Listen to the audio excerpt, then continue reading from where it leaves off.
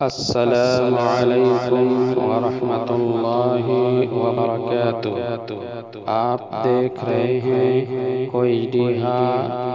RSN channel.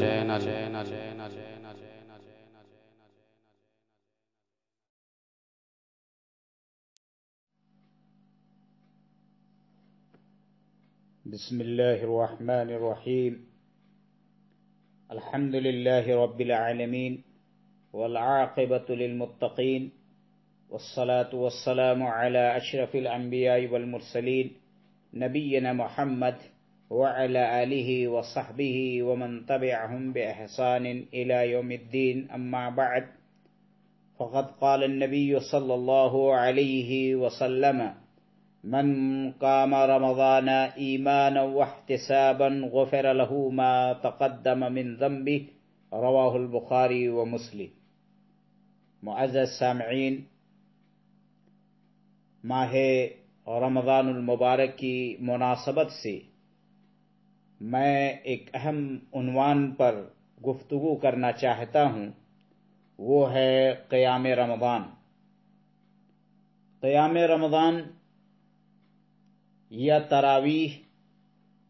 یا تہجد، یہ ساری چیزیں ایک ہی ہیں اور اس کی بہت زیادہ فضیلت حدیث کے اندر آئی ہے۔ رسول اکرم صلی اللہ علیہ وسلم کے متعلق آتا ہے کہ آپ صلی اللہ علیہ وسلم خود قیام رمضان کی پابندی فرمایا کرتے تھے اور اپنے اہل و عیال، صحابہ کرام اور عام مسلمانوں کو اس پر ابھارتے تھے۔ البتہ یہ بات واضح رہے کہ اسے واجب قرار نہیں دیتے تھے۔ آپ صلی اللہ علیہ وسلم قیام رمضان پر ابھارتے ہوئے فرماتے تھے: جو شخص ایمان اور اخلاص کے ساتھ قیام کرے گا، یعنی من قام رمضان ایمانا واحتسابا غفر له ما تقدم من ذنبی، کہ جو شخص ایمان و اخلاص کے ساتھ قیام کرے گا اس کے گزشتہ گناہ معاف کر دیے جائیں گے۔ یہ روایت بخاری کی ہے، مسلم میں بھی یہ روایت موجود ہے اور صحیح ابو داؤد کی بھی یہ روایت ہے۔ حدیث نمبر ہے 1241۔ ارواء الغلیل جلد 4 صفحہ نمبر 14 میں بھی یہ حدیث موجود ہے اور ارواء الغلیل میں اس حدیث کا نمبر ہے 906۔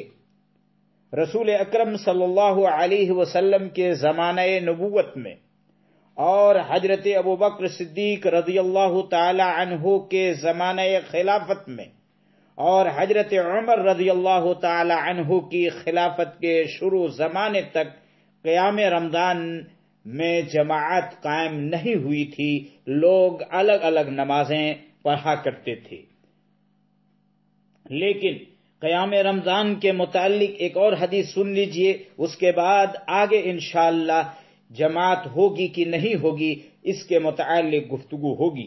قیام رمضان کے متعلق ایک دوسری حدیث آتی ہے۔ حضرت عمرو بن مرہ جوہنی رضی اللہ عنہ بیان فرماتے ہیں کہ قبیلہ قضاعہ کا ایک شخص رسول اکرم صلی اللہ علیہ وسلم کی خدمت میں حاضر ہوا اور عرض کیا: اے اللہ کے رسول صلی اللہ علیہ وسلم، اگر میں اس بات کی گواہی دوں کہ اللہ کے سوا کوئی معبود برحق نہیں اور اسی طرح میں آپ کو اللہ کا رسول مانوں، 5 وقتہ نمازوں کی ادائیگی کروں، رمضان کا روزہ رکھوں اور رمضان میں قیام کروں، تراویح پڑھوں اور زکوٰۃ ادا کروں، تو آپ صلی اللہ علیہ وسلم کی میرے متعلق کیا رائے ہے؟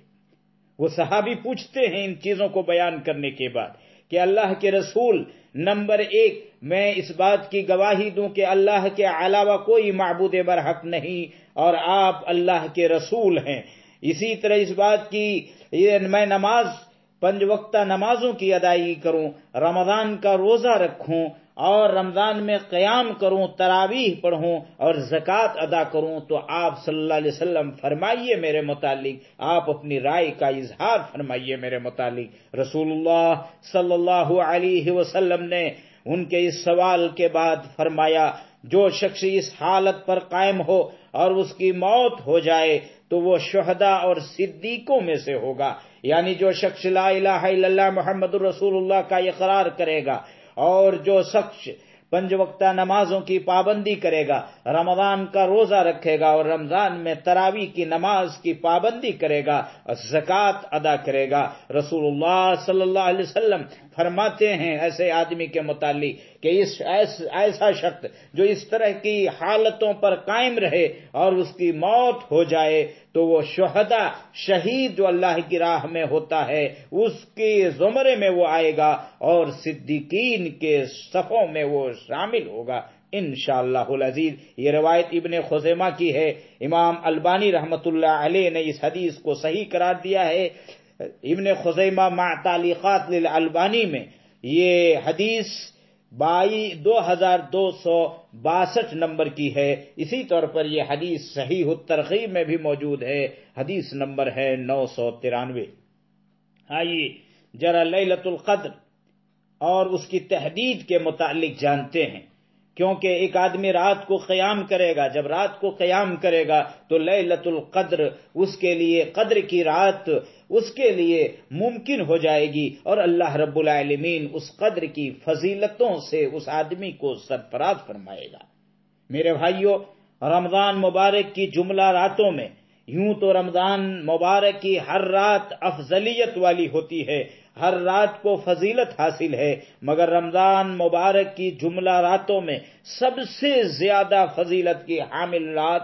قدر کی رات ہوتی ہے۔ اللہ کے رسول صلی اللہ علیہ وسلم کا ارشاد ہے، جو شخص ایمان و اخلاص کے ساتھ قدر کی رات میں قیام کرے گا اور وہ رات اسے نصیب ہو جائے تو اس کے گزشتہ سارے کے سارے گناہ معاف فرما دیے جائیں گے۔ یہ روایت بخاری اور مسلم کی ہے حضرت ابو ہریرہ رضی اللہ تعالی عنہ سے، اور مسند احمد میں یہ روایت آئی ہے حضرت عبادہ ابن الصامت رضی اللہ تعالی عنہ سے۔ شیخ البانی رحمۃ اللہ علیہ فرماتے ہیں کہ راجح قول کے مطابق قدر کی رات رمضان کی 27ویں رات۔ آپ سنے ہوں گے، جانتے ہوں گے کہ قدر کی رات یا تو 21 میں آتی ہے،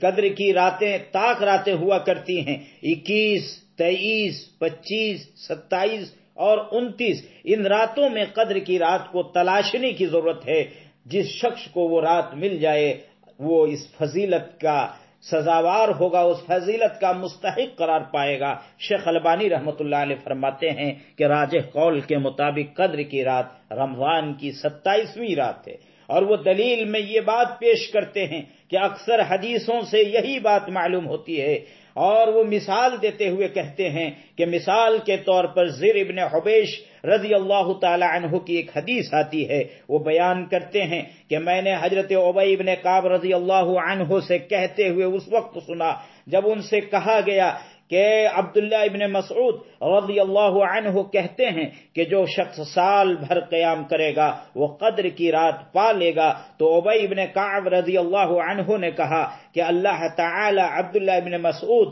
رضی اللہ عنہ پر رحم فرمائے۔ ایسا انہوں نے صرف اس وجہ سے کہا تاکہ لوگ کسی ایک رات پر بھروسہ کر کے بیٹھ نہ جائیں۔ اللہ کی قسم وہ رات رمضان میں آتی ہے، پھر انہوں نے بلا استثناء قسم کھا کر کہا کہ میں جانتا ہوں کہ وہ رمضان کی کون سی رات ہے، یہ وہی رات ہے جس میں قیام کرنے کا حکم ہمیں اللہ کے رسول صلی اللہ علیہ وسلم نے دیا ہے۔ اس کی علامت یہ ہے کہ اس رات کے بعد صبح کو سورج جب طلوع ہوتا ہے تو سفید ہوتا ہے، اس میں شعاع نہیں ہوتی۔ ایک دوسری روایت میں اس کو مرفوعاً بھی بیان کیا گیا ہے، دیکھیں مسلم میں وہ روایت موجود ہے اور صحیح ابی داؤد میں بھی وہ روایت موجود ہے۔ صحیح ابی داؤد میں حدیث نمبر ہے 1247۔ میرے بھائیوں، ایک سوال پیدا ہوتا ہے کہ کیا قیام رمضان بجماعت کر سکتے ہیں؟ تراویح کی نماز جماعت سے پڑھنا افضل ہے یا تنہا بھی پڑھ سکتے ہیں؟ کون طریقہ بہتر اور کون طریقہ اچھا ہے؟ اس سلسلے میں معلوم ہو قیام رمضان میں جماعت کا اہتمام و التزام شریعت مطہرہ سے ثابت ہے، بلکہ انفرادی قیام سے با جماعت قیام افضل و بہتر ہے، اس لیے کہ رسول اکرم صلی اللہ علیہ وسلم نے خود اس کا اہتمام فرمایا ہے اور اپنی زبان مبارک سے اس کی فضیلت بیان کی ہے۔ حضرت ابو ذر غفاری رضی اللہ عنہ کی حدیث ہے کہ ہم لوگوں نے اللہ کے رسول جناب محمد صلی اللہ علیہ وسلم کے ساتھ رمضان کا روزہ رکھا، مہینہ گزر جانے تک آپ نے ہم لوگوں کے ساتھ قیام نہیں کیا، یہاں تک کہ ماہ رمضان کے 7 روز جب باقی رہ گئے تو آپ نے ہم لوگوں کے ساتھ 1/3 رات تک قیام فرمایا۔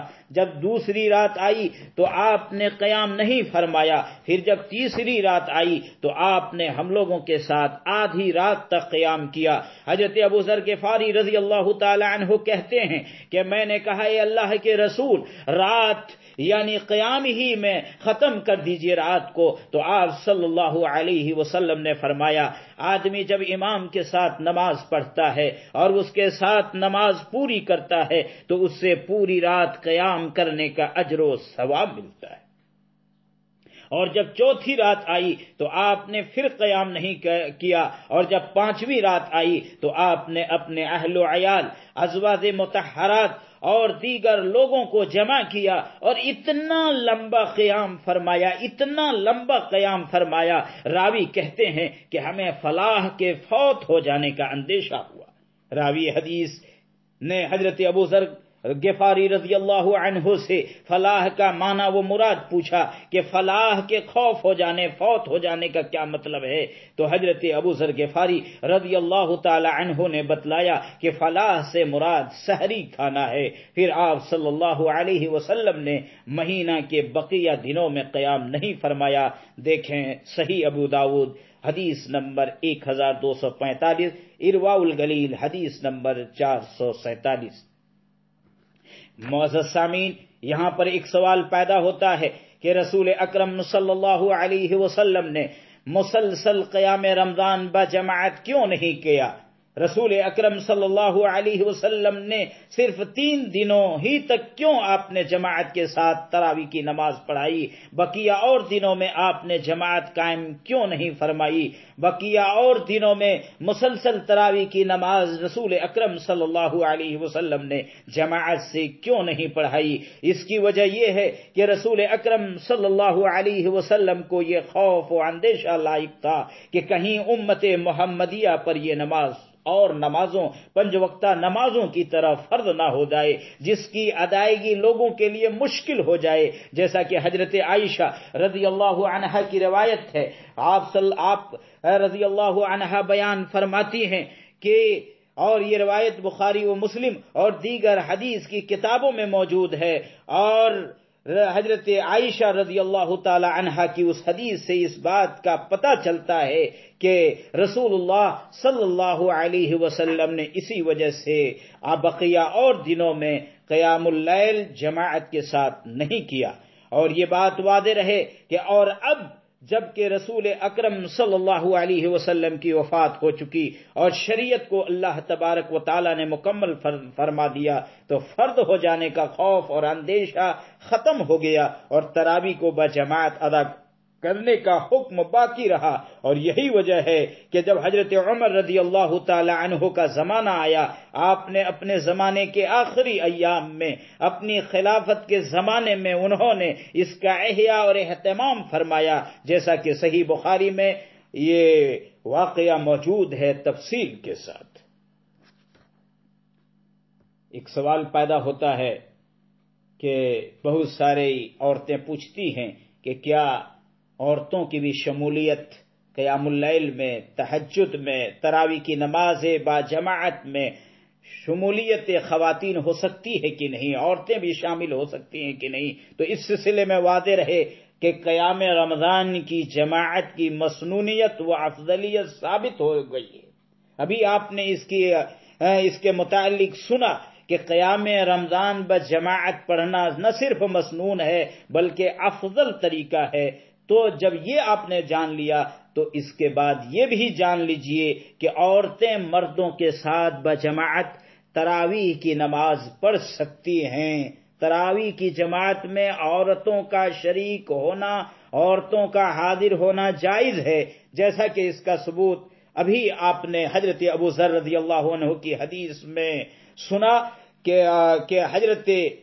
حضرت ابو ذر غفاری رضی اللہ تعالی عنہ بیان فرماتے ہیں کہ رسول اللہ صلی اللہ علیہ وسلم نے جب چوتھی رات آئی تو آپ نے قیام نہیں فرمایا تھا، اور جب پانچویں رات آئی تھی تو آپ نے ازواج مطہرات کو، اپنے اہل و عیال کو اور دیگر لوگوں کو جمع کیا تھا اور لمبا قیام فرمایا تھا۔ وہ اس بات کے لیے ثبوت ہے کہ عورتیں بھی تراویح کی نماز میں شامل ہو سکتی ہیں۔ نیز اس سلسلے میں ایک بات یہ بھی جاننے کی ہے کہ عورتوں کے لیے الگ امام مقرر بھی ہو سکتا ہے، مردوں کے لیے الگ امام مقرر ہو سکتا ہے، اس لیے کہ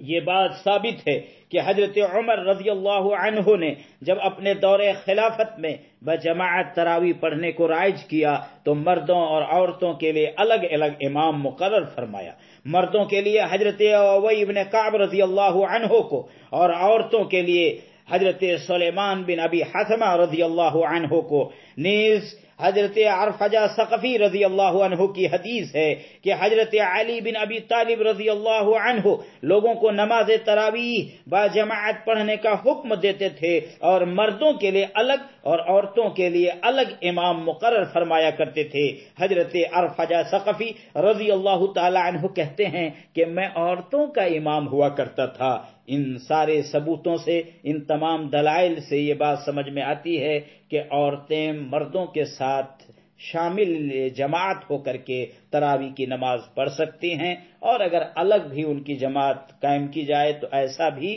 ممکن ہے۔ میرے بھائیو، اب ایک سوال پیدا ہوتا ہے کہ تراویح کی نماز کتنی رکعت پڑھیں؟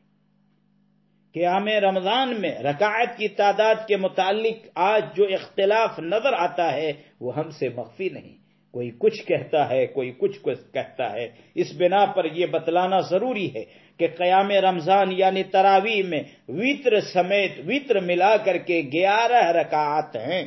اس سے زیادہ پڑھنے کا ثبوت رسول اکرم صلی اللہ علیہ وسلم سے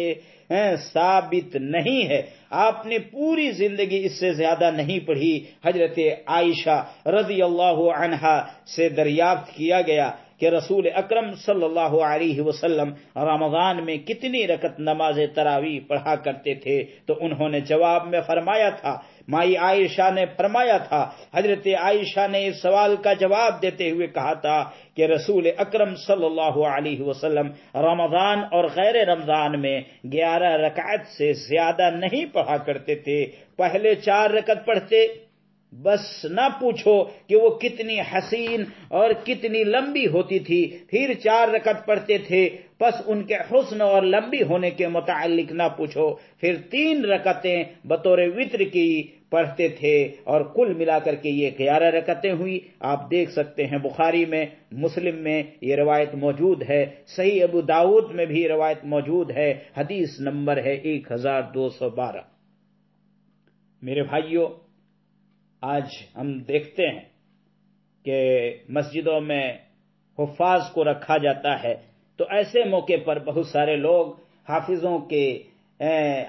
کی لمبی لمبی قرأت کی وجہ سے تراویح کی نماز چھوڑ دیتے ہیں۔ تراویح کی نمازوں میں قرأت کے متعلق نہایت ہی افراط و تفریط پائی جاتی ہے۔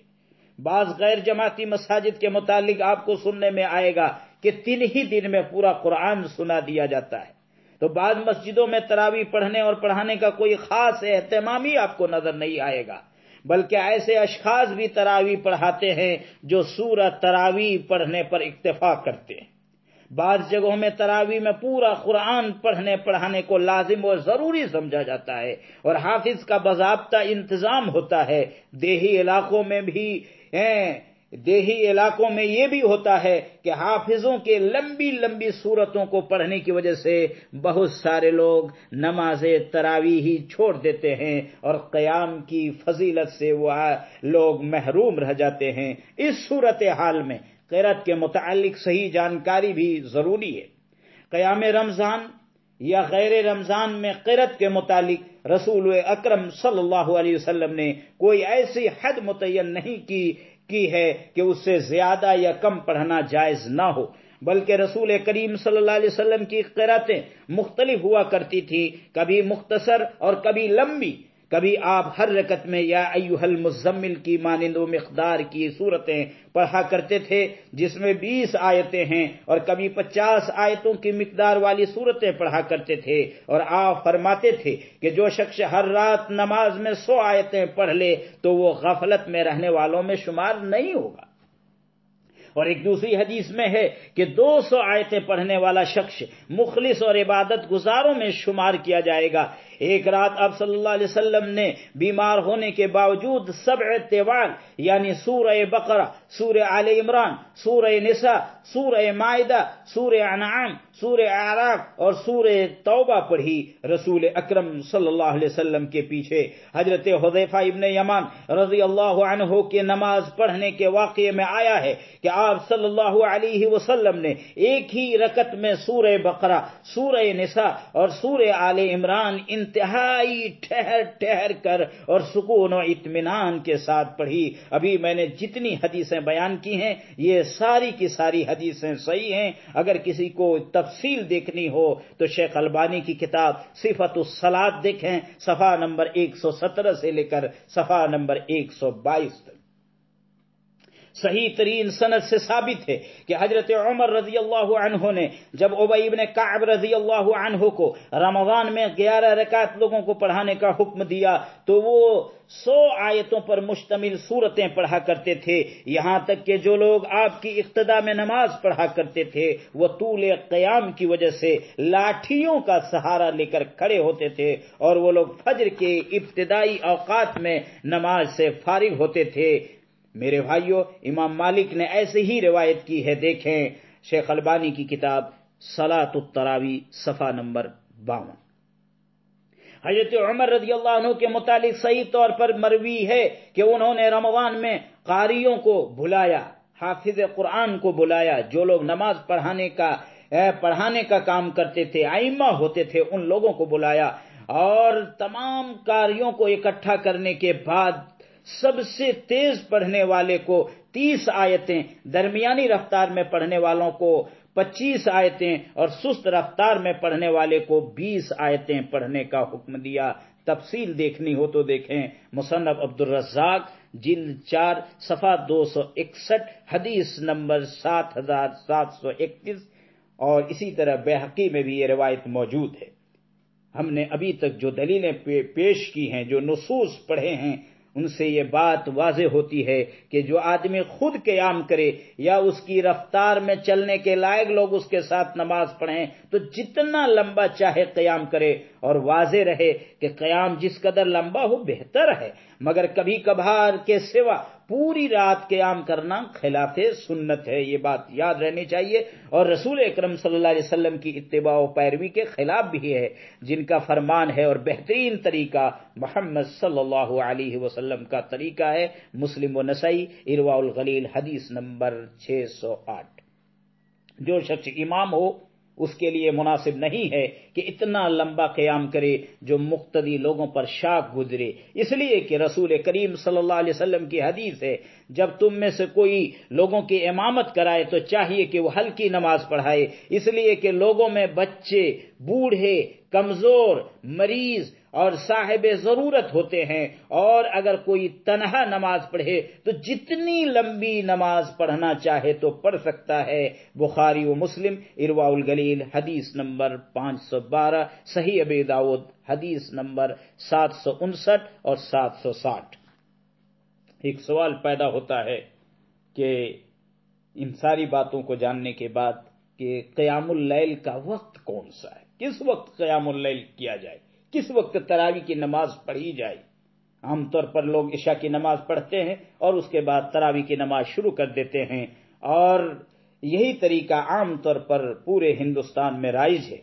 تو آئیے، صلاۃ اللیل کا وقت نماز عشاء کے بعد سے فجر تک رہتا ہے۔ صلاۃ اللیل کا تراویح کا وقت نماز عشاء کے بعد سے فجر تک رہتا ہے۔ رسول اکرم صلی اللہ علیہ وسلم کی حدیث ہے، اللہ تعالی نے تم لوگوں کو ایک اضافی نماز عطا کی ہے اور وہ وتر کی نماز ہے۔ یہاں وتر کی نماز سے مراد تراویح کی نماز ہے، صلاۃ اللیل ہے، اس لیے کہ اس کی تعداد طاق ہے، 11 رکعتیں ہیں، لہذا اسے وتر کہا گیا ہے۔ اس لیے میرے بھائیوں، اسے نماز عشاء اور نماز فجر کے درمیان پڑھا کرو۔ یہ روایت مسند احمد میں ہے، حدیث صحیح ہے، دیکھیں الصحیحہ حدیث نمبر 108، اور ارواء الگلیل دیکھنا ہو تو دیکھیں جلد 1 صفحہ نمبر 158۔ صلاۃ اللیل کو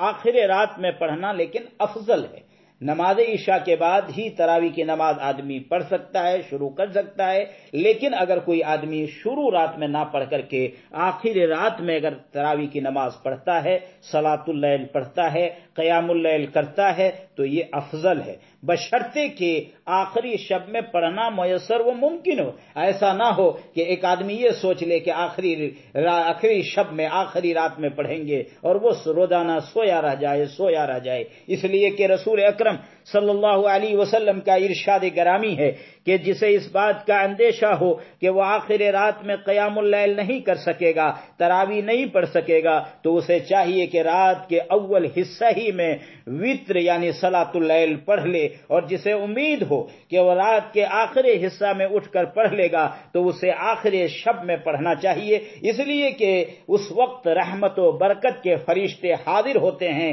اور وہ وقت افضل وقت بھی ہے۔ یہ روایت مسلم کی ہے، اور الصحیحہ میں بھی یہ روایت موجود ہے، صحیحہ میں حدیث نمبر ہے 2610۔ اور جب ایسا ہو کہ رات کے اول حصہ میں جماعت کے ساتھ ادا ہو رہی ہو، یہ بھی یاد رکھنے کی چیز ہے، اور جب ایسا ہو کہ رات کے اول حصہ میں جماعت کے ساتھ تراویح کی نماز پڑھی جا رہی ہو، اور رات کے آخر حصہ میں پڑھنے کی صورت میں تنہا پڑھنا پڑتا ہو، تو ایسی صورت میں جماعت کے ساتھ پڑھ لینا افضل ہے تنہا آخر رات میں پڑھنے سے، اس لیے کہ ایسی صورت میں اسے پوری رات قیام کرنے کا ثواب ملے گا، جیسا کہ پہلے ایک حدیث ابھی آپ نے سن لی ہے۔ حضرت عمر رضی اللہ عنہ کے دور خلافت میں صحابہ کرام رضی اللہ عنہم کا طرز عمل یہی تھا، جیسا کہ حضرت عبد الرحمن بن عبد قاری بیان کرتے ہیں کہ میں عمر رضی اللہ عنہ کے ساتھ رمضان کی ایک رات مسجد نبوی پہنچا تو دیکھا کہ لوگ مختلف ٹولیوں میں منقسم ہیں، مختلف جماعتوں میں بٹے ہوئے ہیں، کوئی تنہا نماز پڑھ رہا ہے تو کچھ دوسرے لوگ جماعت کے ساتھ پڑھ رہے ہیں۔ یہ دیکھ کر حضرت عمر رضی اللہ عنہ نے کہا کہ اگر میں ان لوگوں کو ایک قاری یعنی ایک امام کے پیچھے جمع کر دوں تو شاید زیادہ اچھا ہوگا۔ پھر انہوں نے اس کام کو پائے تکمیل تو پہنچانے کا تہیہ کر لیا، پختہ ارادہ کر لیا، پھر تمام لوگوں کو حضرت ابی بن کعب رضی اللہ عنہ کے پیچھے جمع کر دیا، یعنی حضرت ابی بن کعب رضی اللہ عنہ کو امام بنایا اور ان کے پیچھے بجماعت نماز تراویح پڑھنے کا آدیش اور حکم دیا۔ راوی کہتے ہیں کہ میں ایک دوسری رات جب حضرت عمر رضی اللہ عنہ کے ساتھ مسجد پہنچا تو اس وقت تمام لوگ اپنے امام کے پیچھے،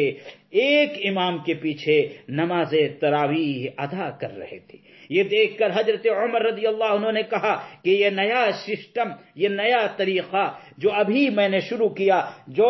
نبی اکرم صلی اللہ علیہ وسلم نے 3 دنوں تک قائم کر کے دکھلایا تھا، یہ طریقہ کیا ہی اچھا ہے۔ اور جس نماز کو لوگ سونے کی وجہ سے نہیں پڑھتے تھے، یعنی آخری شب میں تہجد کی نماز، وہ اس نماز سے بہتر ہے جسے لوگ پڑھ رہے ہیں، یعنی آخری وقت میں پڑھنے کا ارادہ کر کے لوگ نماز چھوڑ دیتے تھے، نماز ان سے چھوٹ جاتی تھی، اس سے کئی گنا بہتر یہ ہے جو ابھی لوگ ایک امام کے پیچھے جمع ہو کر کے پڑھ رہے ہیں۔ یہ حضرت عمر رضی اللہ تعالی عنہ نے بیان فرمایا تھا۔ آپ اس واقعے کو دیکھنا چاہیں تو دیکھیں، بخاری میں موجود ہے اور دوسری حدیث کی کتابوں میں موجود ہے، اور صفت صلاۃ التراویح کے اندر شیخ البانی رحمۃ اللہ علیہ نے یہ حدیث نقل فرمائی ہے۔ دیکھیں آپ صلاۃ التراویح صفحہ نمبر 48۔ اور زید ابن وہب کہتے ہیں کہ حضرت عبداللہ بن مسعود رضی اللہ عنہ ہم لوگوں کو رمضان میں نماز پڑھاتے تھے اور رات کے وقت فارغ ہو جاتے تھے، فارغ ہو جاتے تھے، ٹائم ابھی بچا رہتا تھا۔ یہ مصنف عبدالرزاق کی حدیث ہے، حدیث نمبر ہے 7741، اس کی سند صحیح ہے۔ اور امام احمد سے جب تراویح کو آخر وقت تک مؤخر کرنے کے متعلق دریافت کیا گیا تو انہوں نے اس اثر اور اس سے قبل ابھی جو کچھ آپ نے آثار اور احادیث سنے ہیں اس کی طرف اشارہ کرتے ہوئے فرمایا تھا، نہیں، مسلمانوں کا جو طرز عمل ہے وہی میرے نزدیک پسندیدہ ہے۔ آپ دیکھنا چاہیں تو دیکھیں، مسائل امام ابی داؤد صفحہ نمبر 62۔ میرے بھائیو، یہ نماز تراویح کے متعلق ہے۔ نماز تراویح کے ساتھ ساتھ وتر کی نماز ہوتی ہے، اور اس میں بھی قرأت کا ایک مسئلہ آتا ہے کہ کس طریقے سے قرأت کی جائے۔ اس سلسلے میں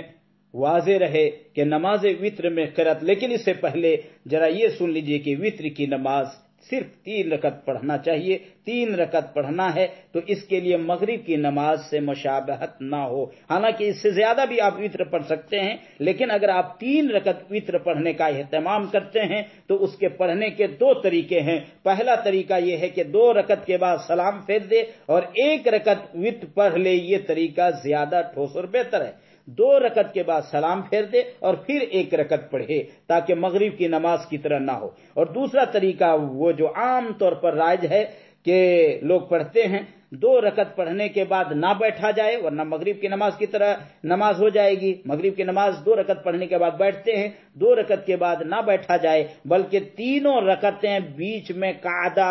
کیے بغیر، بیٹھے بغیر ایک سلام سے پڑھی جائیں۔ یہ 3 رکعت اگر آپ وتر پڑھتے ہیں تو یہ 2 طریقے ہیں۔ عام طور پر لوگ 3 رکعت ماہ رمضان میں وتر کی نماز پڑھتے ہیں، اس لیے یہ 2 طریقے بتائے گئے ہیں۔ نماز وتر میں قرأت کیسی ہو؟ 3 رکعت والی نماز اگر آپ وتر کی پڑھتے ہیں تو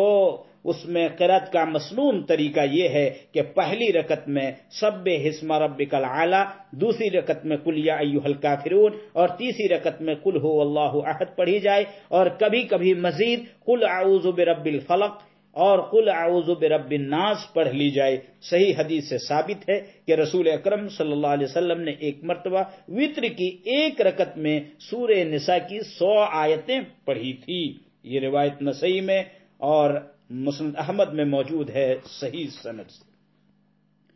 دعائے قنوت ہم سب پڑھتے ہیں، سبوں کو یاد ہے۔ اللہ کے رسول جناب محمد صلی اللہ علیہ وسلم نے جو دعائے قنوت اپنے نواسے عزیز حضرت حسن بن علی رضی اللہ عنہما کو سکھلائی تھی وہ ہم سبوں کو یاد ہونی چاہیے۔ وہ دعا یہ تھی، اللہم اہدنی فی من ہدیت وعافنی فی من عافیت وتولنی فی من تولیت وبارک لی فیما اعطیت وقنی شر ما قضیت فإنك تقضی ولا يقضى عليك وإنه لا يضل من واليت ولا يعز من عاديت تباركت ربنا وتعاليت لا منجا منك الا الیک۔ معزز سامعین، قیام اللیل، تراویح، تہجد کے متعلق یہ تفصیلی گفتگو آپ نے میری سنی۔ اللہ رب العالمین سے میں دعا کرتا ہوں کہ اللہ تبارک و تعالی ہم تمام لوگوں کو قیام اللیل کا اہتمام کرنے کی توفیق عطا فرمائے، اور قیام اللیل کی جو فضیلت حدیث کے اندر آئی ہے اس فضیلت سے سرفراز ہونے کی رب ذوالجلال ہم تمام مسلمانوں کو، تمام روزے داروں کو توفیق عطا فرمائے، آمین۔ وصلی اللہ وسلم علی خیر خلقہ محمد وآلہ وصحبہ اجمعین۔ السلام علیکم ورحمۃ اللہ وبرکاتہ۔